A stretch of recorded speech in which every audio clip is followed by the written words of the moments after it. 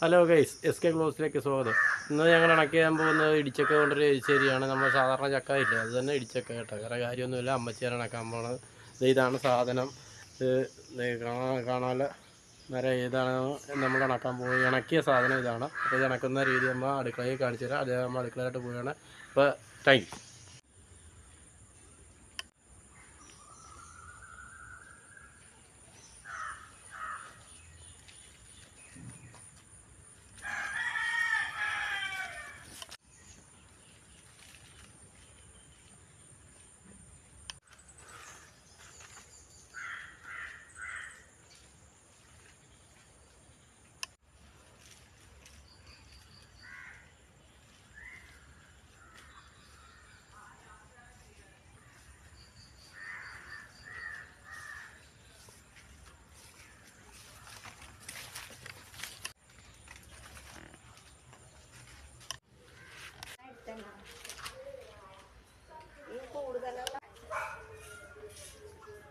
ചക്ക വയറ്റിട്ട് ഇവർക്ക് കൊടുക്കണം.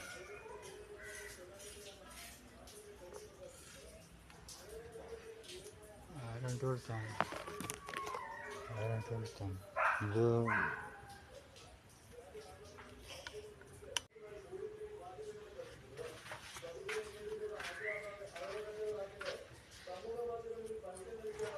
അടച്ചു പിടിക്കണ്ട.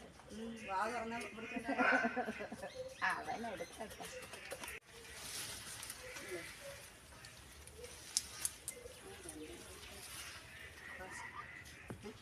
പിടി കുമാരിന് കൂടെ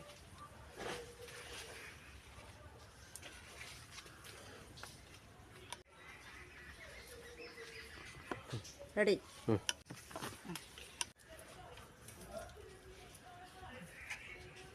കിട്ടിയ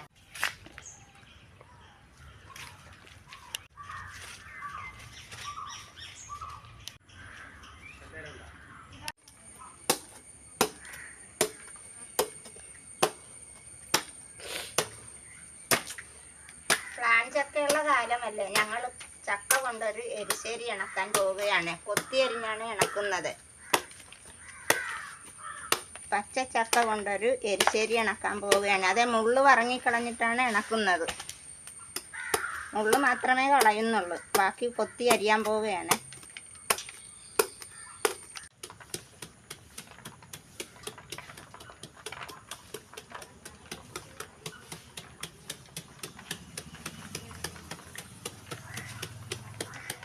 നമ്മളിതേ തൊലി കളഞ്ഞ ചക്ക കൊത്തി ഇതേപോലെ എടുക്കണം കേട്ടോ.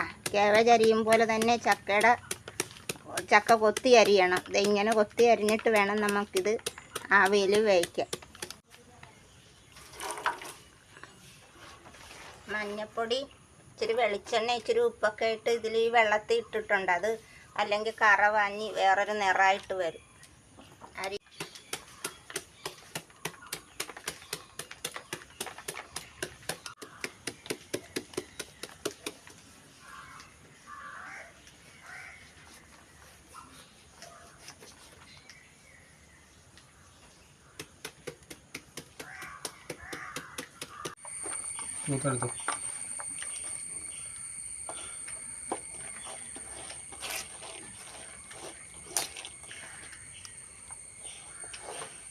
ഞാനിരിക്കട്ടെ കേട്ടോ. നമ്മളിത് ഇടിച്ചക്ക കൊത്തി അരിഞ്ഞിട്ടുണ്ട്. അത് നമ്മൾ പാത്രത്തിലേക്ക് ആക്കുകയാണ്. അതിൻ്റെ കൂട്ടത്തിൽ മഞ്ഞപ്പൊടി, ഉപ്പ്, വെളിച്ചെണ്ണ ഇത് 3 കൂട്ടം കൂടെ ചേർത്ത് തിരുമിയിട്ട് വേണം ആവിയിൽ വേവിക്കാൻ. അതിൻ്റെ ശേഷം മാത്രമേ ഒതുക്കി ഇടാനൊക്കെ ഉള്ളൂ.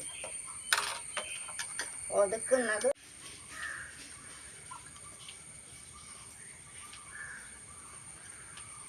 ഒരു സ്പൂണ് മഞ്ഞൾപ്പൊടി, 1 സ്പൂണ് ഉപ്പ്,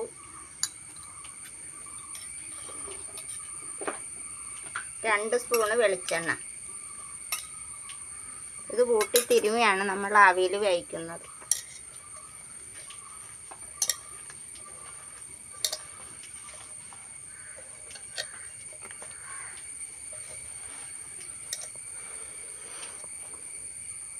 സാധനങ്ങളാണ് ഇരിക്കുന്നത്. 2 തേങ്ങ ചിരണ്ടിയ പീര, ഒരു 10-15 ഉള്ളി കഷ്ണം, കൊച്ചുള്ളി. ഇതിൻ്റെ കൂട്ടത്തിൽ വെളുത്തുള്ളി, കാന്താരി, പച്ചമുളക്, 5 പച്ചമുളക്, ഒരു തണ്ട് വേപ്പില, മഞ്ഞൾപ്പൊടി, ഉപ്പ്, വെളിച്ചെണ്ണ. ഇത്രയും സാധനം ചേർത്താണ് നമ്മൾ ഈ എരിശ്ശേരി ഇണക്കാൻ പോകുന്നത്.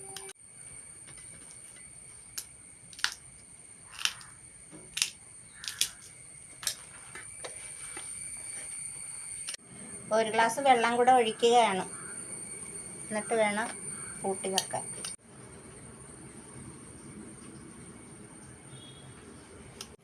നമ്മളിതെല്ലാം കൂടി ഇനി കല്ലേലേ ഇത് ഒതുക്കി എടുക്കാൻ പോവുകയാണ് കേട്ടോ. ജീരകം, വെളുത്തുള്ളി, കാന്താരി. ഇത് ചായച്ചതിൻ്റെ ശേഷം കൊച്ചുള്ളി വെക്കാം.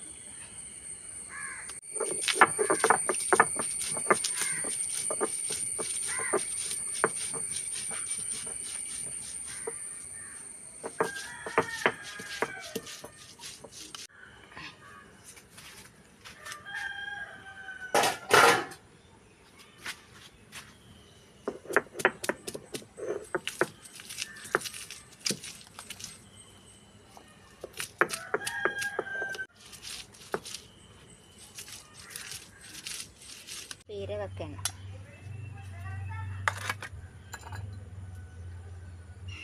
നമ്മൾ മഞ്ഞൾപ്പൊടി ഇട്ടതാണ്. അതിൽ ചായ ചേർത്തൊക്കെ വെച്ചിട്ടുണ്ടെങ്കിൽ തന്നെ ഇച്ചിരി മഞ്ഞൾപ്പൊടി ഈ പീരയുടെ അകത്ത് വെക്കണം.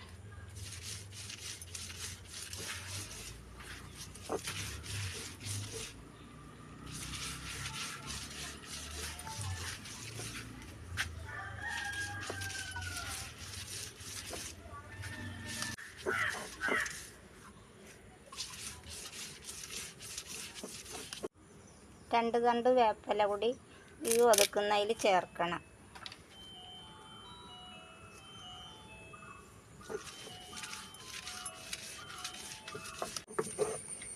ഇത് കല്ലേൽ അരച്ചതൊക്കെ അത് കറക്റ്റ് ആയിട്ടുണ്ട്. നമ്മൾ ഇനി ഇത് ഒന്ന് തൂത്ത് വാരിയൊക്കെ എടുത്ത് വറയിലിടും.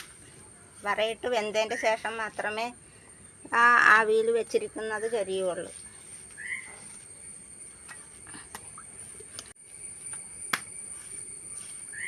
മിക്സിയിലും അടിക്കാം. പിന്നെ നമ്മളിപ്പോൾ കല്ലേലേ മിക്സിയിലും ചെയ്യാം. നമ്മളിപ്പോൾ കല്ല് ചെയ്തെന്നുള്ളൂ, മിക്സിയിലും ചെയ്യാം.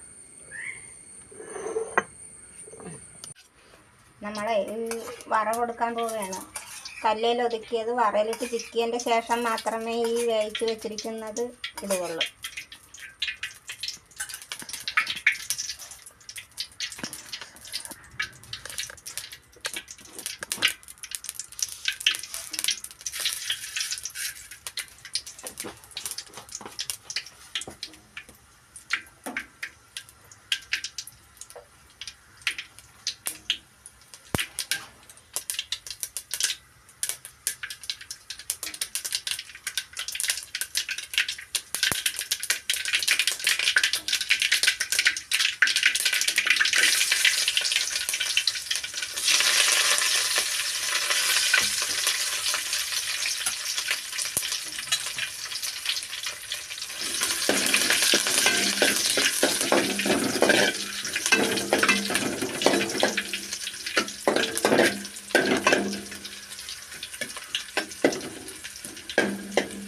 വറ മൂക്കട്ടെ. വറ മൂത്തതിൻ്റെ ശേഷം പീര ഒതുക്കി വെച്ചിരിക്കുന്നത് ഇടാം.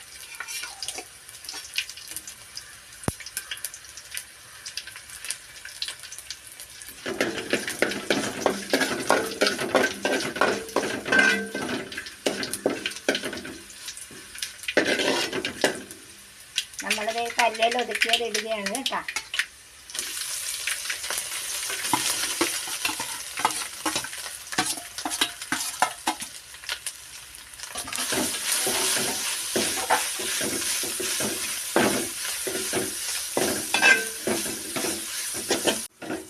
ഞങ്ങളിത് ഈ വറയിലിട്ടിരിക്കുന്ന പീരയുടെ പുറത്തേക്ക് ഈ ഒതുക്കയിലേക്ക് ഇത് ഇടുകയാണ് കേട്ടോ. ഈ ചക്ക വേവിച്ച് വെച്ചിരിക്കുന്നത് ഇടിച്ചക്ക ഇല്ലേ, ഞങ്ങളിത് ഇവിടെ വേവിച്ച് വെച്ചിരുന്നത് എരിശ്ശേരി ആക്കുകയാണ് കേട്ടോ. ഇടിച്ചക്ക എരിശ്ശേരി ആക്കുകയാണ്.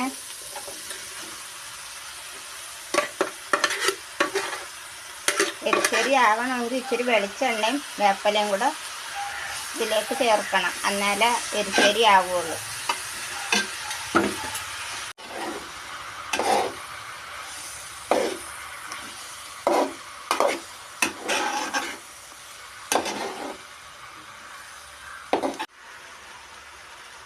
ലേശം ഉപ്പിൻ്റെ കുറവുണ്ട്, അത് ഇടണം. ഒരു സ്പൂൺ കൂടെ ഉപ്പിടേണ്ടി വന്നു കേട്ടാ, അതിട്ട്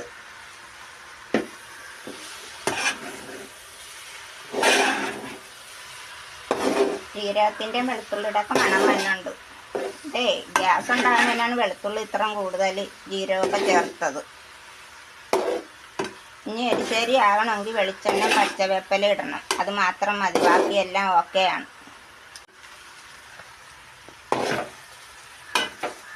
ഇതൊക്കെ എരിശ്ശേരി കേട്ടാ.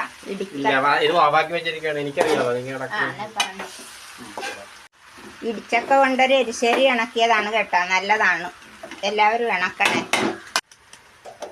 നമ്മളിത് പാത്രത്തിലാക്കുകയാണ്.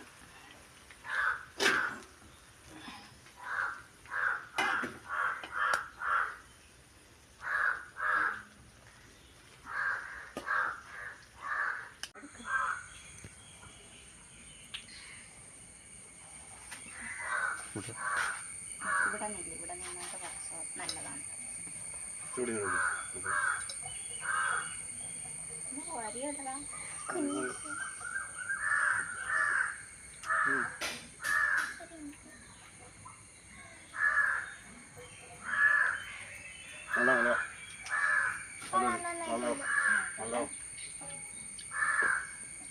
ചോറിനൊക്കെ കൂട്ടാം, നല്ല സൂപ്പർ സാർ.